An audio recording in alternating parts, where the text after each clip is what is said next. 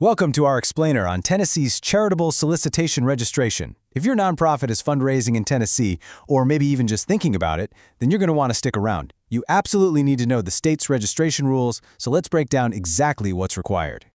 Okay, so this topic is part of our multi-state fundraising compliance series. It's really all about giving nonprofit leaders, like you, some practical, hands-on guidance. And this particular explainer is brought to you by our friends at Ironwood Registrations.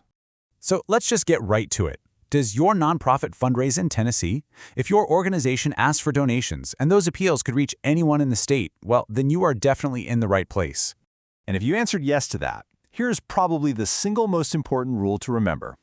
Registration, it's not something you do after the fact. Nope, in Tennessee, you have to be registered before you make that very first fundraising ask. Seriously, getting this right from the get-go is the key to avoiding some major compliance headaches down the road. All right, let's get into the basics of Tennessee registration. First question on everyone's mind, who exactly has to register? Well, the law here is written really broadly, and honestly, it doesn't matter if your nonprofit is physically located in Tennessee or if you're somewhere else entirely. The bottom line is, if your fundraising efforts reach Tennessee residents, and that could be through your website, email, direct mail, you name it, then this registration requirement, it applies to you. Okay, now let's tackle an area that causes a ton of confusion for nonprofits, and that is online fundraising. Some states are pretty vague about their internet rules, which can be frustrating, but Tennessee actually gives us some clarity here because they formally adopted something called the Charleston Principles. Think of these as a set of guidelines, a framework really, to help figure out exactly when your online activities cross that line and trigger the need to register. So what does that framework actually mean for you? Well, here's the deal. Registration gets triggered if your website accepts donations and if you meet any one of these three conditions. First, you specifically target Tennessee residents. Second, you get contributions on a repeated basis. We're talking over 100 a year from the state. Or third, you hit a certain financial threshold. And what's that magic number? It's $25,000.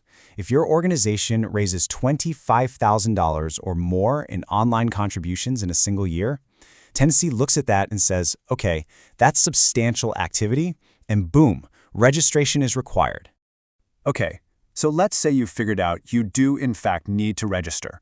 What does the initial registration process actually look like? Let's walk through it.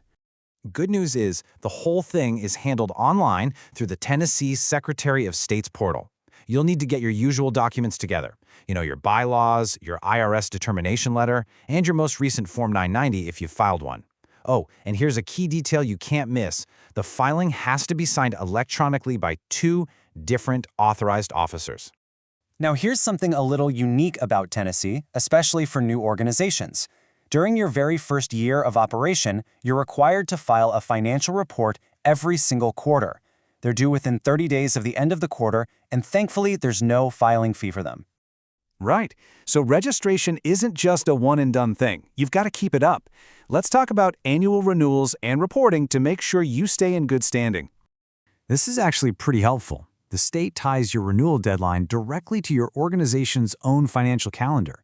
So your annual filing is due 6 months after your fiscal year ends. This is great because it helps line everything up with when you're preparing your federal Form 990. And hey, what if you need more time? Totally happens. Tennessee has a pretty straightforward 2-step extension process. First, you can request a 90-day extension online, but you have to do it before your deadline. Then, if you've also filed for a federal extension with the IRS, you can use proof of that to get an extra 60 days on top of it. Okay, pay close attention to this number. $1 million. This is a major compliance trigger. If your organization's revenue goes over $1 million, and this is excluding grants from government and foundations, then you are required to submit a full audited financial statement, and it has to be prepared by an independent CPA along with your renewal. Of course, not every single organization needs to go through the full registration. So let's switch gears and talk about some of the common exemptions and exceptions. The most common exemption you'll see is based on your annual contributions, and that number is $50,000. If your organization's gross contributions are at or below this $50,000 threshold, you might not have to file the full registration. But, and this is really important, it's not automatic. So here's the catch. To actually qualify for that $50,000 exemption, you have to meet all 3 of these conditions. 1, your gross contributions have to be under $50,000. 2, you can't be using any paid professional fundraisers. And 3, you still have to file a form with the state every year called the exemption request. This is not a do-nothing kind of exemption. It is an active filing you have to remember to do. Okay, so we've covered a lot. Let's bring it all together and do a quick review of the key things you need to do to stay compliant in Tennessee. Think of it like a compliance life cycle, right? First step, you have to register before you even think about soliciting. After that, it's all about tracking your renewal deadline, which remember is tied to your fiscal year. Then, you've got to file all your reports, whether that's quarterly for the new guys or annually for everyone else. And finally, if you qualify for that exemption, make sure you submit the filing on time. You know, when you zoom out, these rules aren't just about paperwork. They're really part of a larger system designed to build public trust and give donors confidence. By carefully following these requirements, what you're really doing is showing everyone that your organization is committed to transparency and accountability. Look, managing compliance in Tennessee, especially if it's just one piece of a bigger multi-state fundraising strategy, it can get complex. If your organization could use a hand, Ironwood Registration specializes in helping nonprofits manage these requirements efficiently. You can learn a lot more over at ironwoodregistrations.com.